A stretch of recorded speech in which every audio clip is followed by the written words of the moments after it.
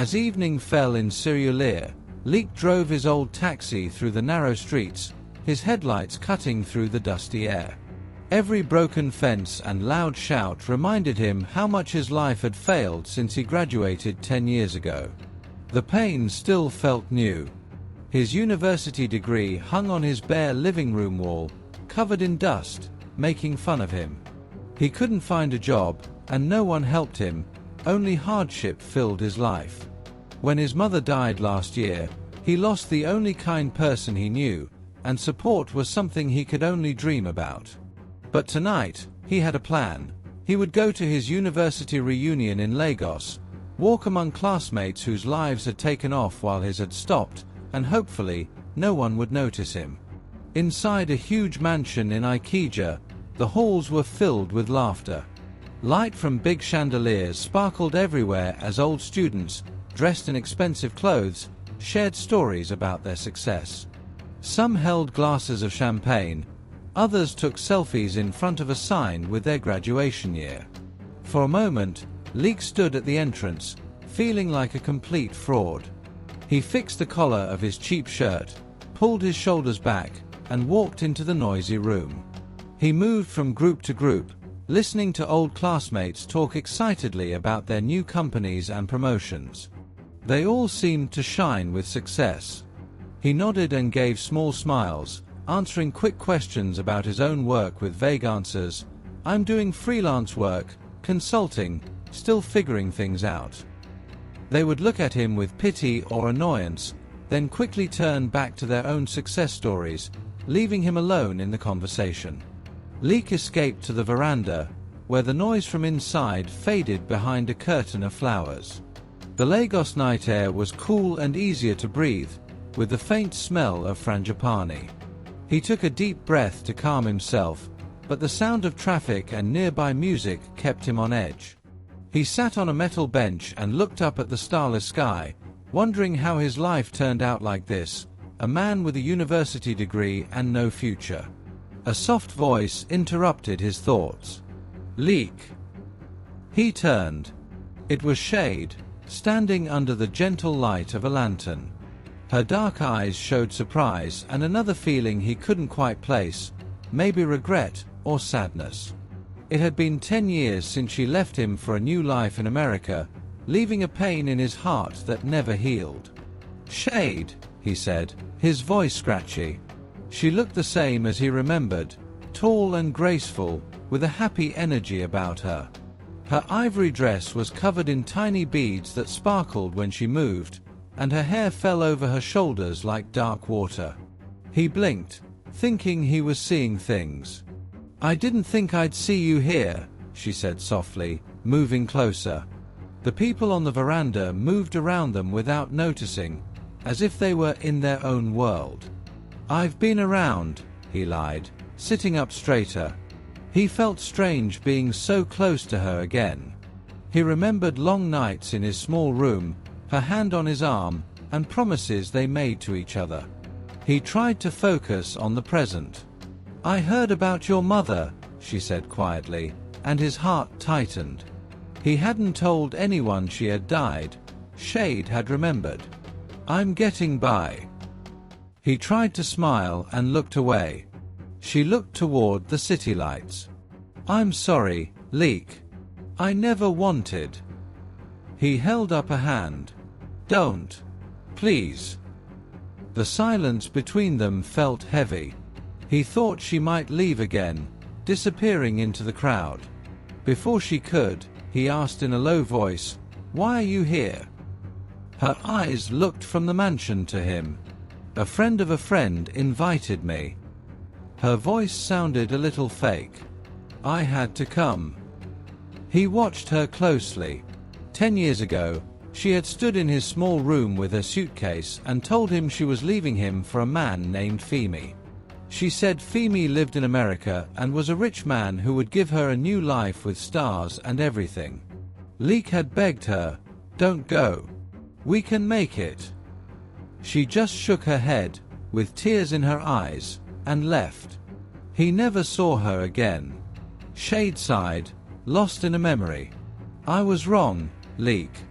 I believed in a dream that wasn't real." He didn't say anything.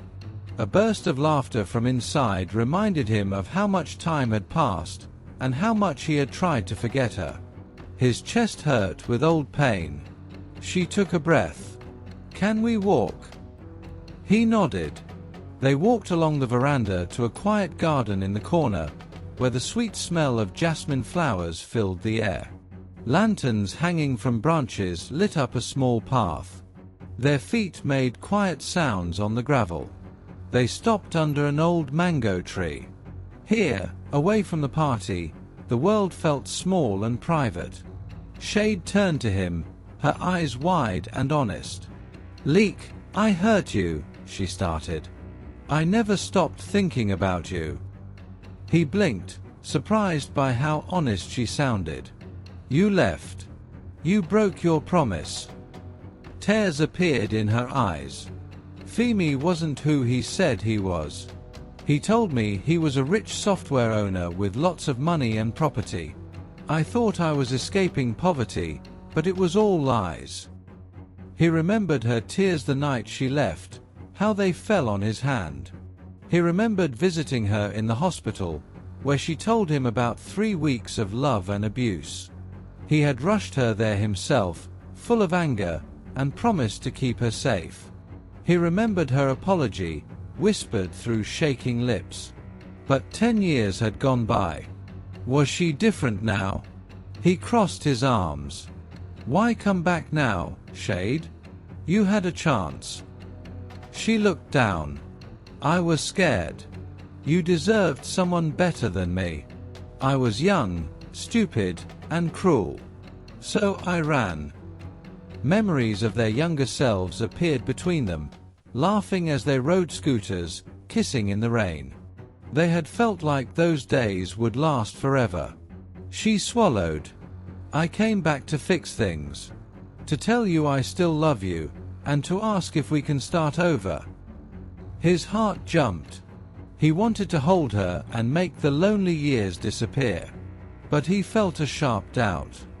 "You're married," he reminded her in a low voice. She shook her head. "That marriage was over as soon as I saw Femi's lies. 3 weeks after I left you, I ran from his house, hurt and broken. He left me in a hospital. I called my friend Bucky, and she hid me until I could fly back to America." He watched her chin shake. "Why didn't you call me?" She closed her eyes, full of pain. "I was ashamed. I couldn't face you. Every time I thought about calling, it felt like I was hurting you again." He looked at her face. This wasn't an act. Her pain was real. But he had been hurt once. Could he risk being hurt again? She twisted her fingers together, then reached for his hand. He pulled back at first, remembering his broken trust.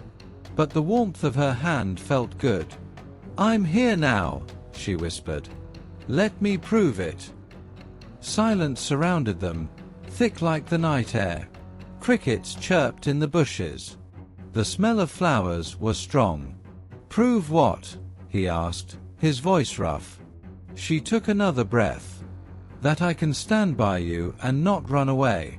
That I'll fight for us." He breathed out slowly. "Words are easy. I need to see it." Her eyes lit up with determination. "Then let me show you."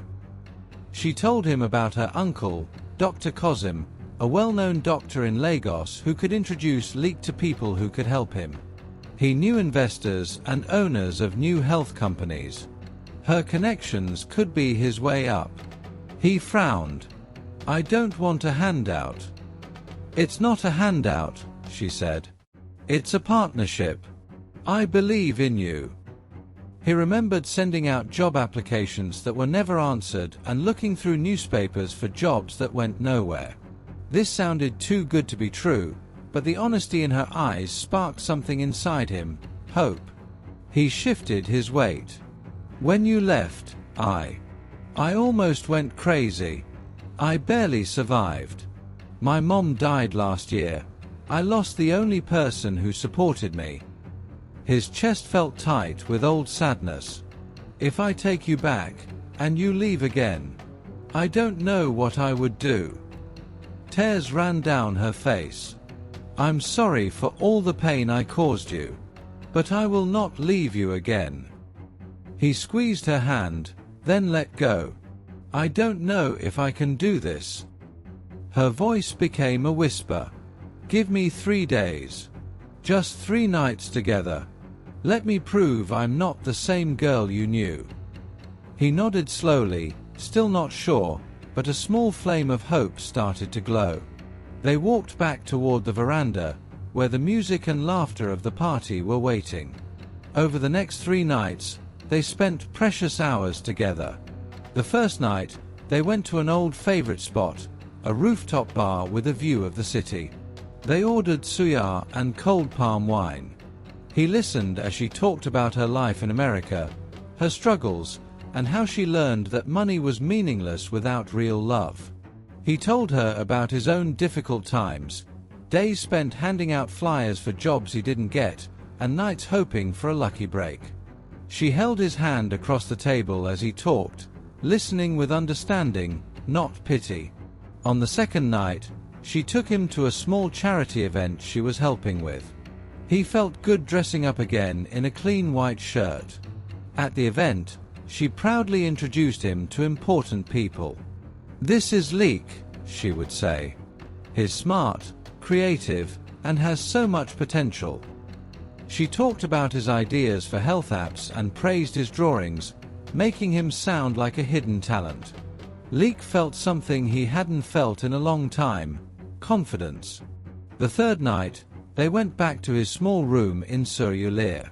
He had cleaned the walls and painted them, but the room was still the same. She pulled out an old sketchbook, his from university. He looked through drawings he had almost forgotten, ideas for public art and health workshops. "You always had great ideas," she said softly. "I never should have doubted you." He looked at her. His heart was beating fast, torn between fear and desire. He closed the sketchbook. "I don't know where this is going," he said. She rested her head on his shoulder. "Wherever you want it to go." That night, she flew back to America. At the airport, they hugged in a quiet corner. He held her tight, smelling the familiar scent of her hair. She whispered, "I'll call you tomorrow." And every day after that. He kissed her on the forehead. "I'll be waiting." The days that followed were filled with calls and messages.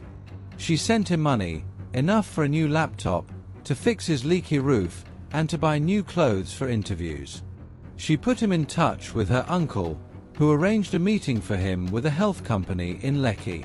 Leek worked hard to prepare for his presentation, making slides and practicing his answers.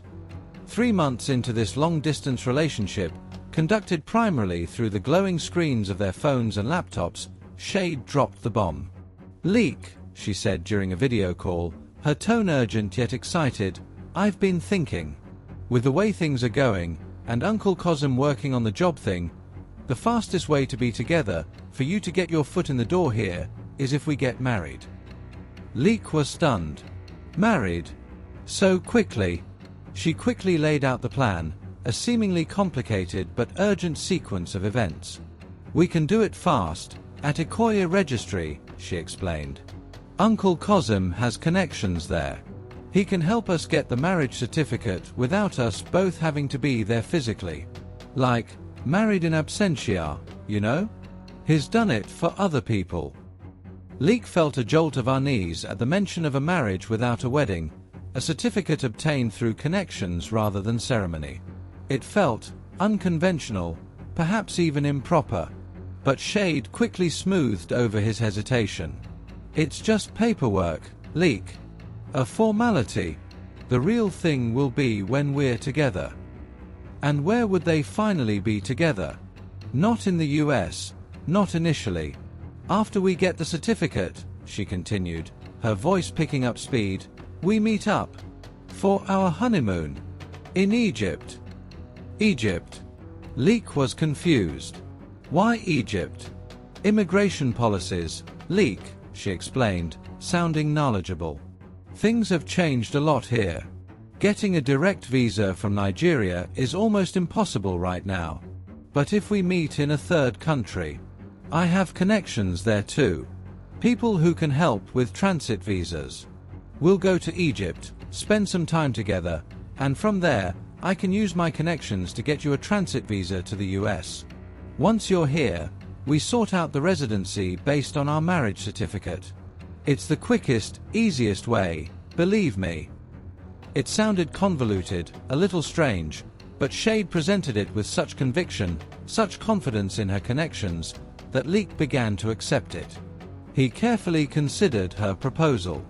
It was unorthodox, certainly, but the ultimate outcome, being reunited with Shade, escaping his dead-end life in Lagos, finally having a future, was overwhelmingly appealing. He rationalized the strange steps, telling himself that in a world where connections were king, perhaps this was simply how things got done for those who had them. He felt a surge of excitement, a belief that after so long, things were finally starting to fall into place. In the following weeks, Shade's plan was executed with remarkable speed and efficiency, a testament, Leek believed, to the power of her Uncle Kozim's network.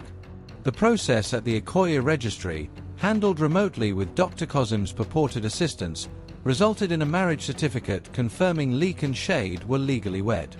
It felt surreal, becoming a married man through paperwork and proxies, but the certificate was real. It was proof that the wheels were turning, that his new life was imminent. But with every helpful text, a small doubt remained. Everything was happening so easily, her talk of getting married, her idea of a short trip to Egypt to help him get a visa. He wanted to believe her, but a part of him wondered if she was just good at lying. The old pain was still there. But every morning, he got out of bed with new energy. He put on a nice suit, fixed his collar, and practiced smiling in the mirror. He told himself over and over, "I can do this. I am ready. I deserve a chance." On the morning of his flight to Cairo, the sun was shining on the Lagos lagoon. He felt a mix of fear and excitement. As the plane started to move, he closed his eyes and thought of a note from Shade in his jacket pocket. "Meet me there. This is real. This is us." And even though he was scared, hope was growing stronger, like the rising sun. He leaned back in his seat and let the plane's engines carry him forward, into a new and unknown future, into a new part of a story that started with a broken heart but might end with a second chance. The city lights below grew smaller, but the hope inside him burned bright. The future was uncertain, but he knew he wouldn't face it alone. As Leek's plane soars toward Cairo, he holds on to the promise of a new life, a heart healed by a second chance. But hope can be the most dangerous illusion of all. Is the love story he just lived a lie? Is every tear's Shade cried a performance? Is the trip to Cairo a loving reunion or a trap? Please tune in for the part 2 of the story. Don't forget to like this video, subscribe to Folktales Blockbuster, and hit that notification bell so you don't miss our next story from the heart of the hustle. Stay safe out there.